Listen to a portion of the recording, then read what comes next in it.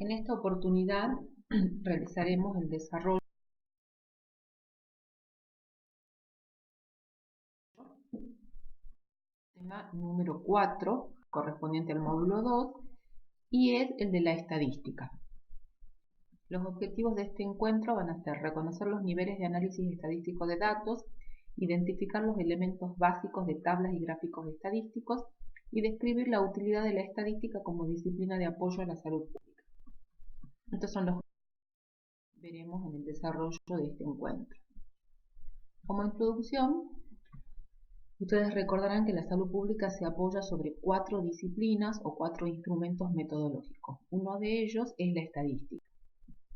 ¿Cuál es la importancia o por qué es importante la estadística para la salud pública? En primer lugar, tenemos que recordar qué es la estadística. Ustedes ya cursaron una materia en el primer ciclo de la carrera donde vieron todo lo referido a la estadística descriptiva. Bueno, la estadística es una disciplina que aplica un método, o sea, es la aplicación del método científico a la disciplina. Tiene una serie de análisis o de tipos de análisis estadístico de los datos.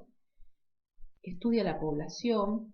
La población, ustedes recordarán que no siempre son personas, la población pueden ser instituciones, pueden ser servicios, pueden ser familias. A veces no se puede trabajar con toda la población y se selecciona una parte de ella, que es lo que nosotros conocemos como muestra. Y esa muestra puede realizarse de manera aleatoria o de manera no aleatoria. Si se realiza de manera aleatoria, esto quiere decir que todas las unidades de observación tienen una probabilidad conocida de ser elegidas. Y en ese caso, y solo en ese tipo de muestras, en muestreos aleatorios, se pueden realizar un tipo de análisis que es el análisis inferencial, que ya vamos a ver más adelante. También recordarán ¿qué eran las variables? Las variables son características de mis unidades de observación. Si mi unidad de observación es un alumno, una de esas características del alumno puede ser el sexo, otra característica puede ser la edad, otra característica puede ser el promedio de calificación por curso, el número de materias aprobadas. Si mi población o mi unidad de observación es una familia, una variable de esa familia puede ser la condición de propiedad, el tipo de ingresos que tiene la familia, el número de integrantes en la familia, el tipo de vivienda, las características de la vivienda de la familia, entre otras. ¿Cuáles son los niveles de análisis estadístico de datos? Nosotros tenemos básicamente 4 niveles. El nivel 1, y es el que se desarrolla siempre en cualquier tipo de trabajo de investigación o de análisis estadístico, siempre se realiza el nivel 1, que es el nivel descriptivo. ¿En qué consiste este nivel? En resumir e ilustrar la información que estuvo contenida en una tabla, o sea, en una matriz de datos. El segundo nivel es el nivel inferencial. ¿Qué pasa con este nivel inferencial? Cuando nosotros no podemos trabajar con toda la población, se selecciona una muestra, o sea, una parte. Si ese muestreo fue aleatorio, nosotros a través de la aplicación de toda una teoría estadística y de probabilidades, podemos inferir los datos de los parámetros de la población con los datos que nosotros obtuvimos en la muestra. El tercer nivel es el nivel inferencial de test de hipótesis. ¿En qué consiste este nivel? En verificar una hipótesis, comparar el comportamiento de 2 o más grupos o analizar la relación entre pares de variables. Y por último, el cuarto nivel es el que se denomina nivel de modelización. En este nivel se elaboran modelos o funciones que permiten explicar una variable a partir de otras y o hacer predicciones. Entonces, en el análisis descriptivo nosotros resumíamos la información en tablas, gráficos y algunas medidas de resumen de acuerdo al tipo de variable que ya vamos a recordar más adelante. Y en el nivel inferencial hacemos generalizaciones de toda la población en base a los datos obtenidos de una muestra. O sea, de una parte. ¿Cómo se clasifican las variables? Por un lado, podemos clasificarlas de acuerdo a la escala de medición en datos cualitativos, cuando los datos estos están referidos a características o a cualidades de mis unidades de observación. Como por ejemplo, el sexo de una persona es una característica. El color de ojos es otra característica. Si esas características tienen un orden, ¿qué quiere decir eso? Por ejemplo, el nivel de instrucción tiene un orden. Primero se es analfabeto, primario, secundario y terciario o universitario. O sea, no podemos cambiar el orden de las categorías porque naturalmente hay un ordenamiento. Ese tipo de variables se denominan ordinales. Si la variable cualitativa solamente en sus categorías tiene nombres y no hay un rango, una prioridad de una sobre otra o una supremacía, este tipo de variables se llaman nominales, nombre. Por ejemplo, el color de ojos, el estado civil de una persona, donde las categorías son soltero, casado, viudo, divorciado. No hay una que esté por encima de la otra. Si los datos son cuantitativos, o sea, son numéricos, son valores, se pueden subdividir en dos grupos. Uno es variables cuantitativas continuas, cuando el número o el valor tiene decimales, como por ejemplo el peso de una persona. Uno puede pesar 40 kilos con 897 gramos. Entonces no es un número entero, es un número con decimales, una variable continua. Y también se pueden clasificar las variables cuantitativas en variables discontinuas o discretas cuando toman valores o números enteros. Número de hijos, 2. Número de piezas dentales, 3. Y por otro lado, también se las puede clasificar a las variables de acuerdo al lugar que ocupan en la investigación.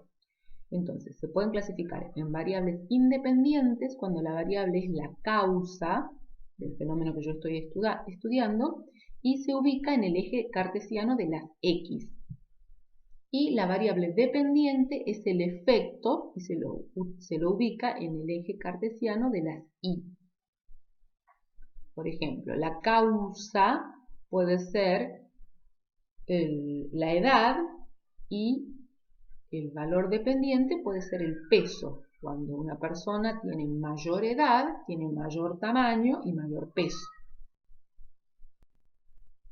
Analicemos la variable edad.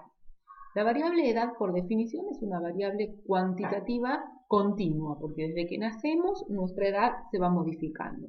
Pero de acuerdo a cómo se la defina y cómo se establezcan sus categorías, esa variable va a dejar de ser continua o no. Por ejemplo, si nosotros la variable edad la definimos como la edad de la madre al momento del parto, esa es una variable cuantitativa, es un número. Dice, si nosotros definimos a la variable edad como alumnos de una institución educativa clasificada en categoría niños si tiene entre 3 y 11, adolescentes si tiene entre 12 y 19 y adultos si son mayores de 19, ahí hay un orden, ¿sí? Hay categorías que establecen un orden. Entonces, en este caso es una variable ordinal. La edad de las puérperas bajo control en los CAPS del área programática oeste clasificadas en adolescentes, sí o no. Esa es una variable dicotómica, tienen dos opciones posibles, sí o no. Entonces ahí ya dejó de ser cuantitativa y se transformó en una variable cualitativa y nominal, ¿sí? Tiene un nombre. Después dice acá, edad corregida en semanas de los recién nacidos pretérminos de los internados en la UTI del Instituto de Maternidad, bla, bla, bla. Con esa edad corregida va con decimales, entonces en ese caso continua. Ahí tenemos algunos ejemplos de variables cuantitativas y cualitativas. ¿Cómo se presenta la información obtenida? Se la trata de resumir. Y depende de cómo es o de cuál es la clasificación de la variable, va a ser el tipo de resumen que yo voy a poder realizar. ¿Qué quiere decir esto? Si yo tengo variables cualitativas, como por ejemplo el sexo, en el estudio que habíamos mencionado en ejemplos anteriores de la encuesta que se les hizo precursado a los alumnos de salud pública, el 84% de mis alumnos corresponden al sexo femenino, ¿sí? O sea, La variable sexo es una variable que tiene dos categorías, femenino o masculino. Entonces, y es una variable cualitativa dicotómica o cualitativa nominal, se la podría también definir. Entonces, lo único que le puedo sacar o resumir es solamente sacarle el porcentaje. Mientras que si yo tengo valores cuantitativos, y si esos cuantitativos son continuos, yo le puedo ver la variabilidad de la información en relación al promedio, la posición y la forma de la distribución. Bueno, ¿cómo resumíamos en una tabla estadística los datos? Acá ustedes tienen un ejemplo de una tabla que está relacionando dos variables. Una variable principal, que es el peso al nacer, y una variable secundaria, que es la edad gestacional. ¿Cómo debe ser el título? Esto es muy importante porque ustedes toda la información que van a presentar de los datos que recogen en los servicios de salud lo van a hacer de forma tabular y de forma gráfica. Y cada tabla tiene que contener todos estos elementos que se describen a continuación. El título tiene que tener el elemento poblacional. ¿Qué estoy estudiando? En este caso estoy estudiando recién nacidos. Cuando ustedes analicen la información, ¿qué van a estar estudiando? Individuos, van a estar estudiando jefes de familia, van a estar estudiando adultos mayores de 18 años o 20 años, van a estar estudiando niños en edad escolar. ¿Cómo se clasifica la variable? ¿Sí? ¿Cuál es el lugar donde se realizó, de dónde provienen estos datos y el tiempo? En el caso de ustedes va a ser CAPS fulanito de tal y el periodo de tiempo va a ser primer semestre del 2016 o un mes en particular o todo un año completo. En el encabezado del talón va el nombre de la variable principal y en el encabezado principal va la variable relacionada con la distribución de frecuencia. Los totales en columnas y filas. Y abajo ustedes tienen la fuente de donde obtuvieron esa información. Esta es una tabla de clasificación cruzada analítica porque está relacionando dos variables. También pueden presentar la información a través de tablas simples, donde ustedes tienen una única variable con las categorías. Si la variable no es ordinal, o sea, no tiene un orden, siempre se ordenan las categorías por orden de frecuencia, que eso me va a servir después para el gráfico. Entonces, ¿qué tipo de gráfico vamos a utilizar? Va a depender del tipo de variable. Para variables dicotómicas o una variable nominal con pocas categorías, se pueden utilizar los gráficos de torta. Para variables nominales, se pueden utilizar barras simples. En este caso yo les pongo un ejemplo de una publicación realizada de un organismo internacional, en donde ellos presentaron una variable nominal, pero no la ordenaron por orden de frecuencia, y ese título tiene algunos problemas que después ustedes van a leer y van a comparar con los elementos que debe contener un título y me van a decir cuál fue el error que encontraron, si es que encontraron algún error. Acá tienen un ejemplo de una variable nominal que está ordenada por frecuencia, ¿sí? Y son barras simples, nada más que la ubicación en vez de ser verticales son horizontales, eso también lo pueden utilizar. Acá tienen un ejemplo también de una variable ordinal, donde ustedes en la variable ordinal, como es el nivel de instrucción primario, secundario, universitario, nunca se puede alterar el orden de las variables. Esta es una variable también cualitativa ordinal, aunque tenga números. Este es otro ejemplo de un gráfico que tiene algunas dificultades y que después van a analizar ustedes de manera individual y me van a comentar qué es lo que observaron como que necesitaría ser mejorado o corregido. Este es un ejemplo de un gráfico que relaciona dos variables cualitativas. ¿Cuál es una de las variables? La variable que se encuentra en el eje de las X, que es el curso, ¿sí? Donde hay un grupo pertenece al séptimo grado, otro grupo a octavo, otro grupo a noveno. Está relacionando poblaciones diferentes. Este gráfico sirve para comparar poblaciones. Y ustedes en cada una de las barras tienen la otra variable, que son las fuentes de información, la variable fuentes de información tiene una serie de categorías. Entonces ustedes ven, este es un gráfico de barras proporcionales a todas las poblaciones, o sea, a todos los grupos, séptimo, octavo y noveno, lo llevaron al 100% y ven cómo se distribuyen las categorías de la segunda variable en cada uno de estos grupos. O sea, este gráfico permite comparar grupos y las variables son cualitativas.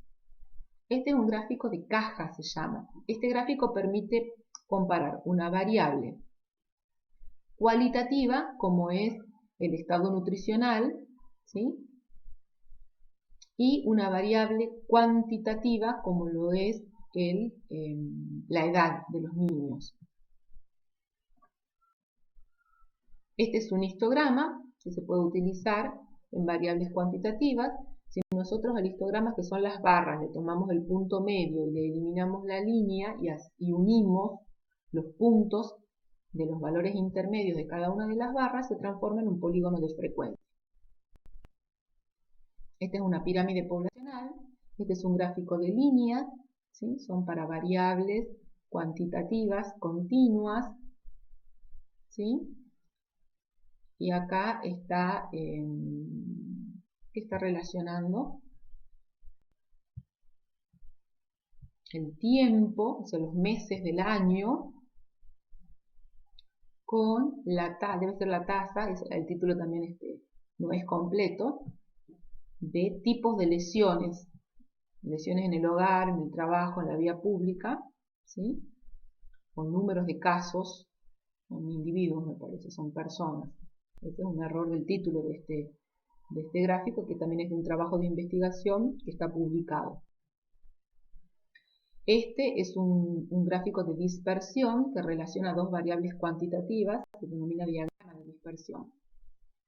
El taller que vamos a hacer, van a armar los grupos unidos por servicios de salud, van a elaborar las tablas y gráficas de los datos de producción de los servicios a los cuales ustedes están yendo a hacer las prácticas. Van a elaborar un documento en un archivo de Word en donde siempre en la primera página ponen el nombre del servicio y el apellido y nombre de los integrantes del grupo. Copian la consigna y hacen el desarrollo. Entonces lo que van a presentar es las tablas y gráficos de las familias e individuos distribuidos según edad y sexo y las consultas según especialidades y meses. Consultas médicas y prestaciones de enfermería y número de pacientes. Lo van a elaborar en clase, pero siempre lo suben al campus virtual. A continuación vamos a ver los indicadores. Es un repaso de qué eran los indicadores. Los indicadores son variables que permiten evaluar. Son una expresión matemática, un cociente. Los indicadores más utilizados en salud son las razones, que son un cociente, una división, las proporciones, que relacionan una parte con el todo. Por ejemplo, en este curso podemos sacar la proporción de varones o la proporción de mujeres. Del total de alumnos, que en el total de alumnos van a estar incluidos los varones y las mujeres, sacamos solamente el número de mujeres o de varones. Hacemos la división y eso nos va a dar un resultado. El índice relaciona poblaciones diferentes. Por ejemplo, el índice de masculinidad. 7 varones por 7 mujeres por cada un varón. La tasa es una proporción en donde además tiene un denominador contenido, o sea, arriba nosotros tenemos el numerador y debajo el denominador. El denominador contiene el numerador, por ejemplo, la tasa de mortalidad. Nosotros, ¿cómo se calcula la tasa de mortalidad? Es el total de personas que murieron en un tiempo y periodo determinado, por eso habla de lugar y tiempo, dividido en el total de las personas que estuvieron expuestas a ese evento, que sería la población general, por un factor de ampliación, que es la unidad seguido de 0, que puede ser 100, 1000, 10.000, hay tasas que tienen ya factores establecidos, como es la tasa de mortalidad infantil, siempre el factor es por 1000, la tasa de mortalidad materna, siempre el factor de ampliación es 10.000. Acá tienen algunos ejemplos de los indicadores más utilizados para hacer evaluaciones en salud. A continuación les voy a dar algunos ejemplos de indicadores de morbilidad. porcentajes de egresos con diagnóstico específico, tasas de prevalencia de discapacidad por causas específicas, proporción de enfermedades de notificación médica obligatoria. Acá tenemos algunos ejemplos de indicadores de mortalidad y a continuación les voy a hablar específicamente del indicador de mortalidad que tiene ciertas características y subdivisiones. Nosotros tenemos tres hechos vitales. Uno es el de la concepción, el nacimiento y cuando el niño cumple un año. Si nosotros consideramos a las muertes que se producen desde el momento de la concepción hasta las 20 semanas de edad gestacional, esa tasa se denomina aborto o mortalidad fetal temprana. Si el niño muere desde las 20 semanas hasta las 28 semanas, esa tasa o ese tipo de muerte se llama mortalidad fetal precoz o mortalidad fetal intermedia. Si el niño muere entre las 28 semanas y cualquier momento hasta el nacimiento, a partir de las 28 semanas, esa tasa se denomina, o esa mortalidad se denomina mortalidad fetal tardía. Si el niño muere hasta los 28 días de vida, esa tasa se denomina mortalidad neonatal. Si el niño muere durante los primeros 7 días de vida, esa tasa de mortalidad neonatal se transforma en una tasa de mortalidad neonatal precoz. Si muere entre los 7 días y los 28 días, esa tasa se denomina mortalidad neonatal tardía. Todas las muertes que se producen desde los 28 días de vida hasta el primer año se denominan mortalidad postneonatal. Y la mortalidad perinatal es las muertes que se producen alrededor del nacimiento y van desde las 28 semanas hasta los 7 días. Eso es lo que se conoce como mortalidad perinatal 1. Y hay una mortalidad perinatal ampliada que va desde las 20 semanas hasta el primer mes de vida, o sea, hasta los 28 días. La mortalidad infantil es el total de muertes que se producen desde el nacimiento hasta el primer año de vida. Y siempre en esta tasa se toma como denominador al total de nacidos vivos. Acá yo a continuación les presento una tablita donde se comparan algunos indicadores de salud, de morbilidad y de mortalidad y otros indicadores socioeconómicos como el porcentaje de NBI y tasa de desempleo del promedio de Argentina. Estos datos son del informe de estadísticas básicas del año 2011, donde el promedio de población para la Argentina era de 40 millones y medio. La tasa de natalidad, o sea, el número de niños por cada 1000 habitantes, es del 18,7. La tasa global de fecundidad, o sea, la cantidad de hijos por cada mujer en edad fértil, es de 2,3. La esperanza de vida al nacer, es la cantidad de años que en promedio vive una persona si nace en un determinado lugar y si las tasas de mortalidad, migraciones y natalidad se mantienen relativamente constantes. O sea, una persona que nace hoy en Argentina tiene un promedio de casi 74 años de vida, esperanza de vida, puede llegar a vivir 74 años para el 2011, ahora capaz que puede vivir un poquitito más. La tasa de mortalidad infantil, o sea, el número de muertes de niños menores de un año, es de casi el 12 por 1000. La tasa de mortalidad materna es del 4,4 por 10.000. El porcentaje de población con necesidades básicas insatisfechas es del 17,7. El porcentaje de población analfabeta de más de 10 años es del 1,9. Y los años de vida potencialmente perdidos por causas cardiovasculares es de 80,83. ¿Qué son los años de vida potencialmente perdidos? Este es un indicador que sirve para mostrar cuáles son las enfermedades que producen muerte de manera más prematura. Acá les damos el ejemplo de las causas cardiovasculares. Y se expresa como la suma algebraica de los años que habrían vivido los individuos si hubiesen cumplido con la esperanza de vida del país o de la región, al igual que los años de vida potencialmente discapacitados que también se pueden estimar. Bueno, ustedes acá pueden comparar el promedio de toda la República Argentina con ciertas provincias y con la ciudad autónoma de Buenos Aires. Miren, acá está Tucumán, la tasa de mortalidad infantil de la ciudad autónoma de Buenos Aires es de 7 por 1000, o sea, es casi la mitad de lo que es el promedio de Argentina. Y es menos de la mitad de lo que era en Tucumán para el año 2011. Eso también habla del nivel de desarrollo de una población o de una región. Estos son indicadores que comparan países, y ustedes acá van a ver el promedio de Argentina con Chile, con Cuba y con Costa Rica, ¿sí?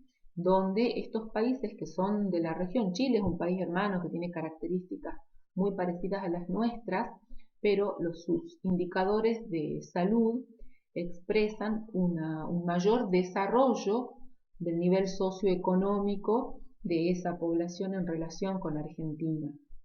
¿Sí? Un ejemplo de eso es la tasa de mortalidad infantil, casi la mitad.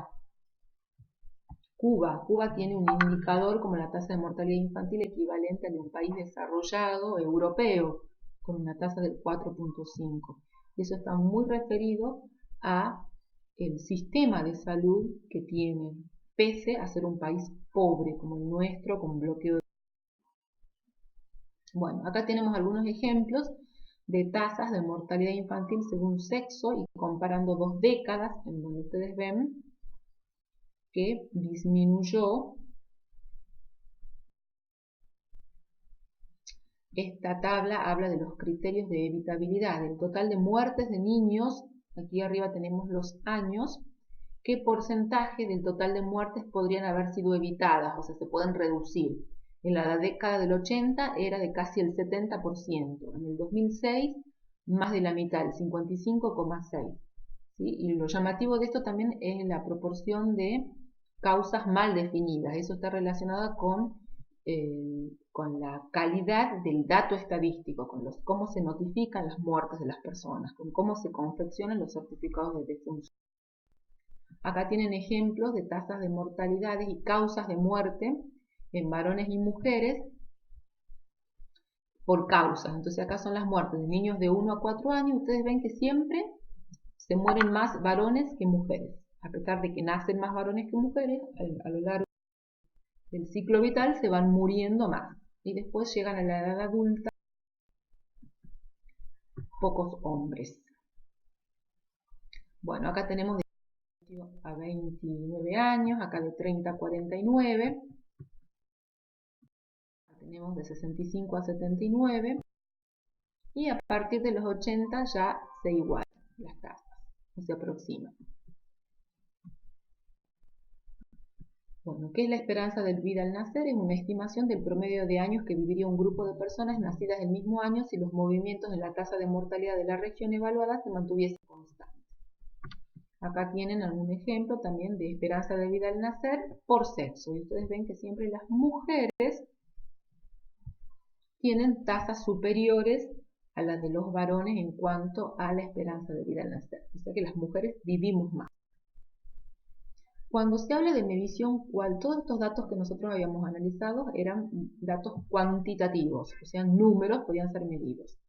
Hay otras formas de medir datos no cuantitativos, o sea, datos cualitativos, a través de investigaciones o diseños de investigaciones cualitativas, que ya vamos a ver cuál es la diferencia en cuanto al abordaje. En las investigaciones cualitativas, el tema u objeto de estudio muchas veces no es conocido. Se hacen estudios exploratorios, se pueden partir de estudios de un caso, de un grupo de casos reducidos, o sea, es tomar la voz de la persona, registrar la voz, el pensamiento, el sentir de la persona. A partir de estos diseños pueden surgir otros diseños cuantitativos. Se utilizan mucho y nacen de las ciencias sociales, de la psicología, de la sociología. Se busca más significado que frecuencia de los acontecimientos. Existe una flexibilidad del enfoque para descubrimientos y para investigaciones profundas sobre tópicos particulares. Ejemplos de algunas investigaciones cualitativas, dice aflicción como consecuencia de la situación medioambiental. trastornos psíquicos definidos, situaciones de violencia, consumo excesivo de alcohol u otras sustancias, causas fundamentales de aflicción de la gente, angustia, que los preocupa, factores de riesgo y grupos poblacionales más vulnerables, apreciaciones sobre la información que está recibiendo de la población, percepción de la organización, la calidad, la efectividad de los servicios. Y acá yo le puse algunos ejemplos de artículos. Uno de estos ustedes van a tener que analizar en uno de los trabajos prácticos.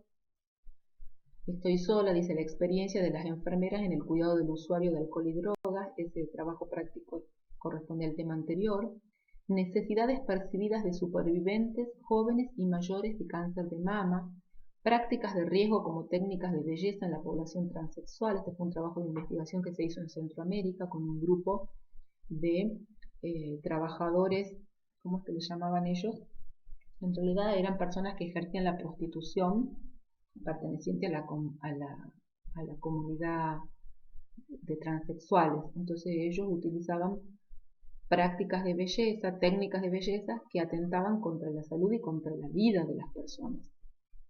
Y este es el último trabajo que dice: existen las mujeres techos de cristal en los hospitales españoles. Este es un trabajo de investigación que hizo una colega nuestra, una licenciada en enfermería, en donde ellos decían que para las mujeres existían techos invisibles, por eso le llaman techos de cristal, que tenía que ver con el prejuicio y con la discriminación que en muchas instituciones de ese país todavía existían, en donde las mujeres podían ocupar solamente hasta ciertos rangos o grados jerárquicos y no podían ir, independientemente de su formación, capacidad, idoneidad profesional, aspirar a mayores cargos. Entonces hicieron un trabajo de investigación cualitativa sobre este problema. Bueno, yo le decía que en Tucumán y en Argentina esto era muy diferente, porque en realidad acá tenemos más mujeres que varones en cargos directivos, empezando por una presidenta. Bueno, ¿cuál va a ser el taller que van a realizar? Leer y sintetizar el artículo 7 del módulo 2, Demografía y Salud, y el artículo subido al campus virtual denominado Demografía e Importancia en la Salud Pública. Ese es el taller que van a realizar, lo van a exponer y, como siempre, lo van a realizar en forma grupal y lo van a subir al campus en forma individual. En resumen, del tema 4, ¿nosotros qué vimos? Vimos que era la estadística, hicimos un repaso sobre qué eran las variables, cómo se clasificaban, vimos los niveles de análisis estadísticos y vimos cómo se resumían los datos de acuerdo al tipo de variable. Vimos la definición de indicadores, las características, los tipos y hablamos de la investigación cualitativa. Y el tema de demografía lo abordaron en el taller. ¿Cuál es el trabajo práctico del tema 4? El control de lectura del tema 4, que lo hacen a través del campus virtual, la elaboración de la ficha, que la van a realizar en el encuentro anterior al primer parcial. Deberán realizar en forma grupal y subir en forma individual al campus virtual los puntos que a continuación se detallan, pertenecientes al anexo 4 del módulo introductorio. ¿Cuál es el día miércoles en el aula? Ustedes van a realizar el análisis de los datos de producción y rendimiento de los últimos 6 meses o del último año disponible, relacionados con las consultas mensuales por especialidad y las prestaciones y pacientes de enfermería de sus servicios de salud. Van a armar las tablas, los gráficos y el análisis. Del punto 4.1, indicadores demográficos, van a presentar en forma tabular y gráfica la población total, la composición según edad y sexo y la población usuaria del servicio de salud. Dentro de los indicadores socioeconómicos, el nivel de instrucción y ocupación del jefe de familia, la cobertura social, las características de la vivienda, como ser condición de propiedad, hacinamiento y variables que midan el saneamiento básico de esas familias. Esta es la bibliografía. Y por último, les quiero citar esta frase del ex ministro de Salud y Ambiente de la Nación, el doctor Ginés González García. Él dijo: no solo pretendemos que aprendan mejores maneras de unir sus sueños de estudiantes con el ejercicio de su profesión. Queremos mucho más, que compartan sus conocimientos con las personas que atienden, que aporten a millones de familias nuevas formas de salir de la pobreza desde la salud, que abran las puertas y salgan de sus consultorios para volver a ser profetas en la calle, en el barrio, allí donde palpita la vida y donde millones de argentinos que cotidianamente modelan el futuro colectivo con sus manos están a la espera de que les enseñemos a no enfermarse y a mejorar su calidad de vida. Por eso, para que esos millones de compatriotas dejen de ser aquel hombre que está solo y espera, pretendemos de nuestros jóvenes profesionales y trabajadores de la salud mucho más, que lideren la reforma más anhelada del sistema de salud.